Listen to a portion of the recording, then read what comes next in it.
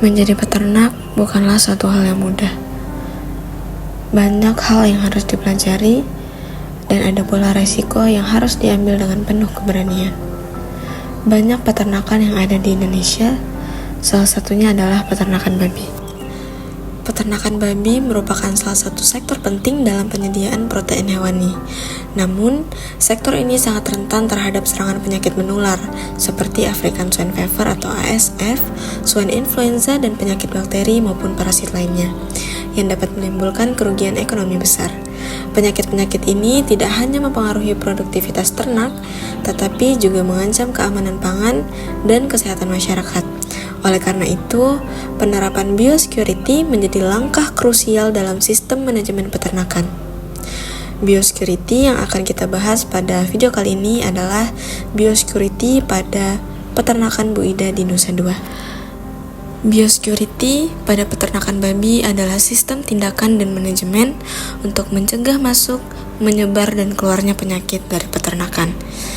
Biosecurity ini sangat penting karena babi sangat rentan terhadap berbagai penyakit menular. Dan tujuan dari biosecurity ini adalah melindungi ternak dari penyakit infeksi, meningkatkan produktivitas dan kualitas hasil ternak, menjamin keamanan pangan asal hewan, dan mencegah zoonosis atau penularan penyakit dari hewan ke manusia. Narasumber kita pada video kali ini adalah Bu Ida. Beliau merupakan seorang peternak yang sudah 10 tahun menggeluti dunia peternakan babi, walaupun kandangnya tidak terlalu besar atau tidak sebesar itu, namun cukup untuk menghidupi keluarga beliau. Ada 3 komponen utama yang akan kita bahas pada peternakan Bu Ida yang berlokasi di Nusa Dua. Yang pertama adalah biosecurity eksternal, pencegahan masuknya penyakit dari luar ke dalam peternakan. Contoh tindakannya adalah pembatasan kunjungan orang luar. Pada peternakan Bu Ida, masih belum dibatasi adanya kunjungan dari orang luar. Contoh tindakan yang kedua dari biosecurity eksternal adalah disinfeksi kendaraan dan alat sebelum masuk. Pada peternakan ini, belum adanya disinfeksi atau belum diadakannya disinfeksi kendaraan dan alat sebelum masuk, mengingat peternakan ini bukan merupakan peternakan yang besar. Contoh selanjutnya dari biosecurity eksternal adalah sumber pakan dan air yang bersih. Di sini kita diajak untuk melihat cara pembuatan pakan yang dibuat oleh Bu Ida untuk diberikan kepada ternak babinya.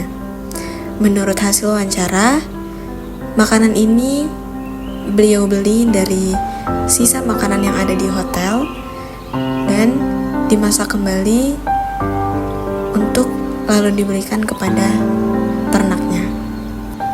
Untuk jadwal pemberian pakan, babi-babi yang dipiara oleh beliau diberi makan sebanyak 2 kali sehari. Kata beliau, makanan ini harus benar-benar dimasak sampai mendidih atau umum agar babi-babinya tidak terkena sakit perut. Kita masuk ke komponen kedua dari biosecurity, yaitu biosecurity internal, adalah mencegah penyebaran penyakit antara kandang atau kelompok ternak di dalam peternakan. Contoh tindakan yang pertama adalah zonasi atau area kandang.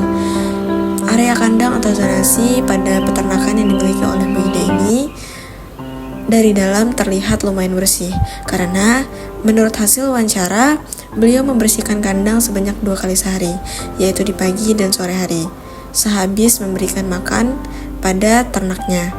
Namun pada bagian luar kandang tidak dibersihkan sebegitunya, karena lingkungan dari kandang beliau juga tidak terlampau jauh dari pemukiman warga.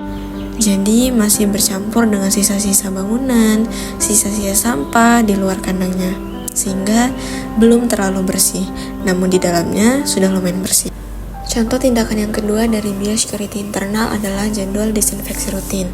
Menurut hasil wawancara, beliau sudah melakukan disinfeksi secara rutin untuk ternak babinya. Dan jika ada ternaknya yang sakit, beliau segera menghubungi dokter hewan untuk memeriksakan ternaknya. Setelah melakukan disinfektan secara rutin dan memeriksakan hewannya ke dokter hewan jika ada hewan yang sakit, semua atau seluruh hewan yang ada di peternakan Bu Ida sudah divaksinasi. Contoh tindakan selanjutnya dari biosecurity internal adalah sistem ventilasi yang baik. Pada peternakan ini, sistem ventilasinya sudah cukup baik. Namun, mengingat lokasi kandang dari peternakan ini tidak terlalu jauh dari lokasi pemukiman, sehingga jika kita berada di salah satu rumah warga, maka kita masih mencium aroma dari peternakan babi ini. Komponen selanjutnya adalah biosecurity operasional. Biosecurity operasional adalah protokol kerja harian untuk semua pekerja kandang. Namun, mengingat peternakan buida ini bukanlah peternakan yang besar, jadi yang kerja atau yang mengurusi ternak dari peternakan buida ini adalah keluarganya saja. Contoh tindakan dari biosecurity operasional yang pertama adalah penggunaan pakaian kerja atau kostum khusus, yang kedua adalah cuci tangan dan sepatu sebelum masuk atau keluar kandang, yang ketiga adalah penggunaan disinfektan dan alat pribadi. Namun pada peternakan buida belum digunakannya kostum khusus atau pakaian kerja. Namun cuci tangan, sepatu sebelum masuk dan keluar kandang sudah diterapkan, serta penggunaan disinfektan dan alat pribadi juga sudah diterapkan. Dan ini adalah toren air yang digunakan untuk mengalirkan atau memberi air untuk ternaknya buida. Dan ini adalah selokan yang digunakan atau berfungsi untuk pengaliran air dari sewaktu kita membersihkan kandang menuju ke selokan utama. Karena kita sudah membahas tentang pengertian biosecurity, komponen utama biosecurity, dan penerapan biosecurity apa saja yang sudah diterapkan maupun yang belum diterapkan pada peternakan buida, maka kita akan membahas apa sih manfaat jika kita menerapkan biosecurity ini pada peternakan. Penerapan biosecurity pada peternakan babi memiliki banyak manfaat penting, terutama dalam kesehatan hewan, efisiensi produksi, dan keamanan pangan. Contohnya adalah mencegah masuknya penyakit, mengurangi penyebaran penyakit di dalam peternakan, meningkatkan kesejahteraan dan produktivitas babi, mengurangi ketergantungan pada obat dan antibiotik, menjaga kepercayaan konsumen dan akses pasar, menghindari kerugian ekonomi. Sampai sini saja video tugas yang dapat saya buat, semoga bermanfaat. Saya Dwi Aprilia Rinaldi dengan NIM 23095111137. Pamit undur diri, semoga videonya bermanfaat.